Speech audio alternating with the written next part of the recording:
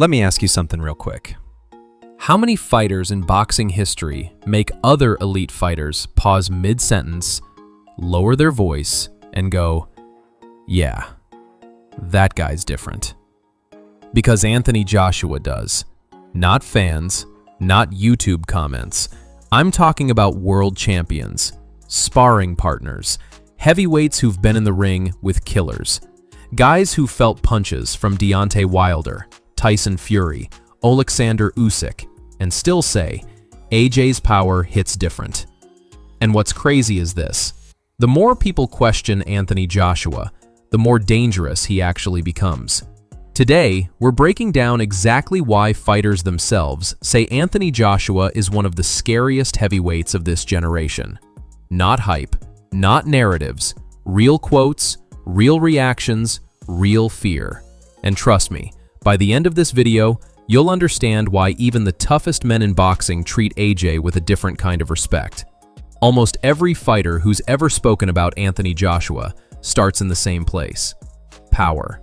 Not speed, not technique. Power. And not just knockout power, heavy power. Former sparring partners have said the same thing over and over. AJ doesn't need momentum. He doesn't need a perfect wind-up. He doesn't need combinations. He touches you, and everything changes. Heavyweights talk about how his jab alone feels like a power punch. One clean jab from AJ can knock the breath out of you, disrupt your balance, and instantly remind you that you're in a heavyweight fight, not a chess match. Dillian White once said AJ hits harder than anyone he's ever faced. Carlos Takam said Joshua's punches feel like they shake your whole frame. Andy Ruiz admitted that even when he beat Joshua, the shots he took were terrifying. And remember, these are guys who live in the heavyweight division. When fighters say heavy hands, this is what they mean. Joshua's punches don't snap, they thud. They land and stay with you. Here's something casual fans don't hear enough. Anthony Joshua is a nightmare in sparring. Multiple heavyweights have said sparring AJ is harder than fighting him, because in camp, he's sharper, angrier, and more experimental. Sparring partners have talked about how Joshua controls space without even throwing. He steps forward and suddenly you're backed up. He feints and your instincts betray you. You start reacting to things that aren't even happening. One former sparring partner said the scariest part isn't the punches, it's the pressure. AJ walks you down calmly, almost politely, until you realize you've got nowhere to go.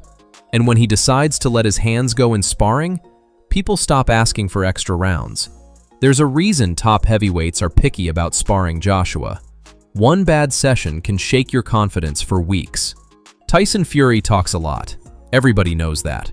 But when Fury talks about Anthony Joshua seriously, the tone changes. Fury has repeatedly acknowledged Joshua's power as something you cannot ignore. He's called him a dangerous man and admitted that one mistake against AJ is all it takes. Behind the jokes and trash talk, Fury understands something most fans don't. Heavyweight boxing isn't about dominance, it's about consequences, and Joshua brings consequences. Fury has said multiple times that AJ is the kind of fighter who can be losing every round and still end the fight in seconds. That alone earns respect in heavyweight boxing. Alexander Usyk outboxed Anthony Joshua twice. That's facts. But even Usyk, one of the most technically gifted boxers alive, has been clear about one thing. Joshua is dangerous every second of the fight. Usyk has said openly that AJ's power forced him to stay switched on at all times. One lapse, one lazy exchange, one misstep, and the fight changes instantly. In the second fight especially, Usyk acknowledged that Joshua hurt him more than people realized. That's the scary part. Even when AJ loses, he's still capable of ending the fight with one moment. Here's something fighters don't like admitting. Fighting Anthony Joshua messes with your head. The build, the size, the Olympic background, the aura, the crowd reaction, the way arenas change when he walks in. Multiple opponents have admitted that the pressure of fighting AJ starts before fight week. You feel it in training. You feel it in interviews. You feel it when people ask you, how are you surviving the power? That mental load matters, and Joshua knows how to use it. He doesn't need to scream. He doesn't need theatrics. He stands there calmly, locked in, and lets the weight of the moment do the work. Eddie Hearn has said something very telling over the years. When AJ hits someone clean, the fight is usually over. Hearn has talked about how Joshua doesn't just hurt people, he finishes them. Once AJ senses weakness, he doesn't rush. He doesn't panic. He becomes clinical. That's the evolution fans miss. Early AJ was explosive. Modern AJ is calculated. He sets traps, he waits, and when the opening appears, he closes the show. That's why promoters, trainers, and fighters still treat him like a ticking time bomb. The most dangerous version of Anthony Joshua? The version with something to prove. Every time people write him off, after Ruiz, after Usyk, after Dubois, fighters start paying attention. Because history shows when AJ comes back, he comes back focused. Franklin, Helenius, Ngannou. When Joshua smells vulnerability, he reminds everyone what heavyweight power looks like. And fighters know it. They know a motivated AJ is a problem. Notice something interesting? Younger heavyweights don't call Joshua out like they do others. There's a reason. They know AJ is still dangerous enough to derail careers. One loss to Joshua doesn't just affect your record, it affects your confidence. Being knocked out by AJ isn't embarrassing, but being outclassed by him is. And young fighters don't want that smoke unless the reward is massive. When fighters heard about Joshua potentially fighting Jake Paul, reactions were immediate. Not excitement, concern. Multiple boxers said the same thing. This is dangerous. Not because Jake can't box, but because AJ's power doesn't care about narratives. Fighters know what Joshua did to Ngannou. They know what happens when AJ smells blood. And that tells you everything about how pros view him. Strip away the belts. Strip away the narratives. Anthony Joshua still brings size, power, experience, and composure. He's faced every style. He's survived adversity. He's been hurt, doubted, and criticized. And he's still standing at the top level of heavyweight boxing. That's why fighters respect him. Not because he's perfect, but because he's dangerous in ways you can't prepare for. This is the part that a lot of fighters talk about quietly, almost reluctantly. Not the knockouts you see on highlights, not the muscles, not even the power. It's what happens when Anthony Joshua decides to walk forward. Multiple sparring partners and former opponents have said the same thing in different ways. When AJ plants his feet and starts coming at you, it feels like the ring shrinks. The space disappears. Your options vanish. It's not reckless pressure. It's calculated. He steps into range behind that long jab, shoulders tight, chin tucked, eyes locked in. And suddenly you realize you're reacting, not fighting. One heavyweight described it as being trapped in slow motion. You know what's coming, but you can't quite escape it. The jab pins you. The right hand threatens you. The uppercut is waiting if you panic and dip. And that's the scary part. Joshua doesn't rush. He lets you break first. This is where fighters start making mistakes. They throw wider shots. They back straight up. They forget fundamentals.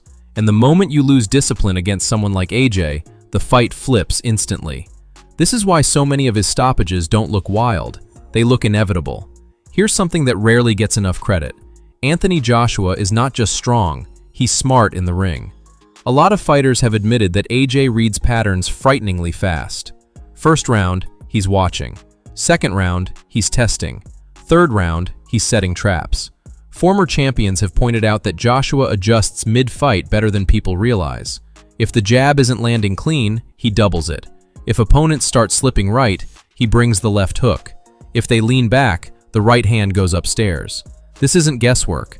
This is textbook heavyweight boxing, executed by someone with elite athleticism.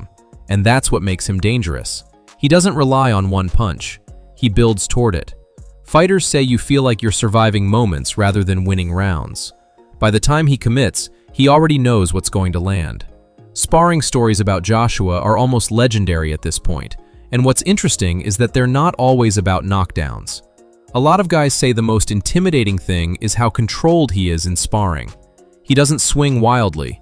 He doesn't try to hurt you unnecessarily, but he lets you feel everything.